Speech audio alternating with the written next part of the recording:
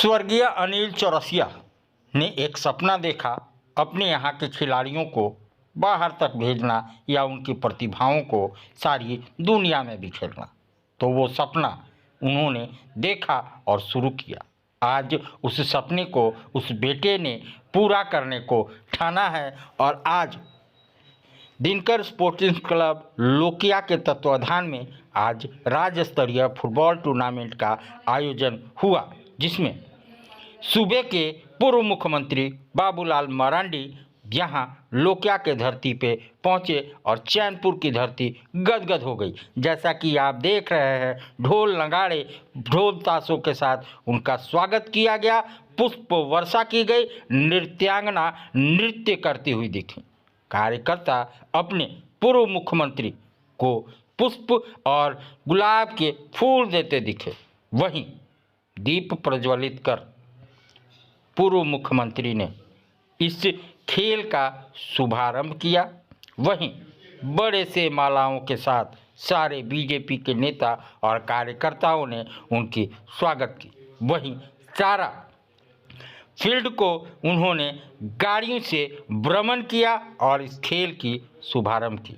वहीं इन्होंने कहा कि ऐसे खेल के आयोजन करने से प्रतिभाएं निखरती है और ये प्रतिभाएं देश की ओर जाता है और यही खिलाड़ी देश के लिए ही नहीं, पलामू के लिए नहीं, झारखंड और चैनपुर के लिए गोल्ड लेके आते हैं, शील्ड लेके आते हैं, तमगा लेके आते हैं, तब हमें ये खुशी होती है। मैं बात कर रहा हूँ विधायक आलोक चौरसिया की, जो अपने पिता के सपने को पूरा करने चले हैं। तो धन्य है ऐसा बेटा और धन्य है ऐसा बाप अनिल चौरसिया, जो जन जन के कण कण में बसता है, क्योंकि उसने काम ही ऐसा किया था। गरीबों के लड़ाई लड़ते लड़ते अपने प्राणों की आहुति दी थी। आज उसी का देन है, उस जननायक का देन है, उस कण कण में बसने वाले गरीबों के मसीहे का देन है कि आज लोग उसे याद करते हैं और उसके बेटे को प्यार करते हैं। आज डाल्टनगंज भंडरिया विधानसभा से विधायक हैं, गरीबों की लड़ाई भी लड़ते हैं। जैसे कि अभी देखा गया, राजा मेदिनी राय की मूर्ति के लिए सदन में आवाज़ उठाया, लेकिन सरकार है कि आवाज़ सुनने को तैयार ही नहीं है। वहीं चैनपुर पुल की भी बात रखी और जनता को फायदा दिलाने की बात कही। तो ऐसी लड़ाइयाँ, अपने क्षेत्र की लड़ाइयाँ विधानसभा में लड़ते हैं, अपने बातों को, अपनी आवाज़ को मजबूत करते हैं और क्षेत्र के लिए विकास करने का काम करते हैं। तो अपने पद का सदुपयोग करते, अपने पथ प्रदर्शन के द्वारा, अपने पिता के पथ प्रदर्शन के द्वारा अपने क्षेत्र की जनता को लाभ पहुंचाते हुए आइए हम बात करते हैं विधायक आलोक चौरसिया से।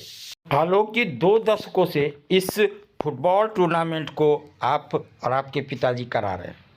क्या इस फुटबॉल टूर्नामेंट से गांव की खिलाड़ी यानी पलामू चैनपुर के खिलाड़ियों को कितना फ़ायदा मिल रहा है, बताएं। आज ये कोई नई नहीं है। अपने पिता और इस क्षेत्र के जन जन के नेता स्वर्गीय अनिल चौरसिया जी के याद में उनके किए हुए कार्य को उन्होंने पिछले 15 साल पहले ये कार्यक्रम का शुभारंभ करने के काम किए थे। आज उसी चीज़ को हम लोग आगे लेकर चलने के काम कर रहे हैं और खुशी तो इस बात की है कि हमारे भारतीय जनता पार्टी के प्रदेश के अध्यक्ष और इस प्रदेश के पूर्व मुख्यमंत्री आज कहीं न कहीं इस फुटबॉल टूर्नामेंट में आकर यहाँ के लोगों को हौसला बुलंद करने के काम किया, कार्यक्रम में 4 चांद लगाने के काम किया।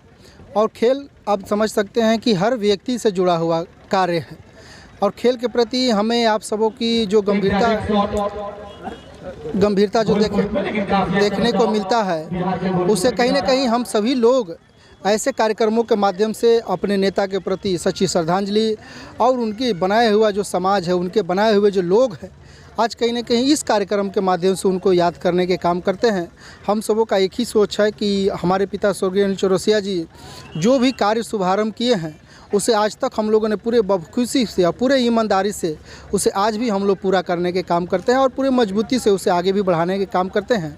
आप सबों के माध्यम से मैं यहाँ सभी दर्शकों को मैं शुभकामना देता हूँ और बधाई देता हूँ कि आप सभी लोग लान कर हम सबों का हौसला हमारे ग्रामीण क्षेत्र के खिलाड़ियों को कितना फायदा पहुंचेगा? निश्चित तौर पर ऐसे ऐसे खेल के माध्यम से जो ग्रामीण क्षेत्र के खिलाड़ी हैं और दूसरे क्षेत्र राज्य से भी जो लोग आए हैं उनको कहीं ना कहीं हौसला बढ़ेगा और वो जरूर अच्छे खेलेंगे तो इस देश में, इस दुनिया में जरूर खेलने का काम करेंगे।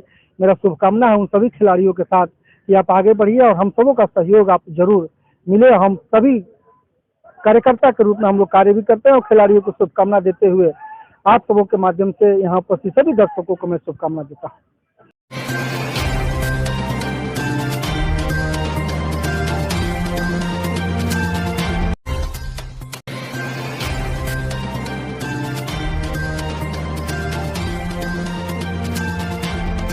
आज आप दिल्ली दरबार आए हैं। दिल्ली दरबार अपने आप में पूरे डाल्टनगंज को समेटने के लिए तैयार है, क्योंकि गांधी उद्यान पार्क में दिल्ली दरबार जब से आया है रौनक बढ़ गई।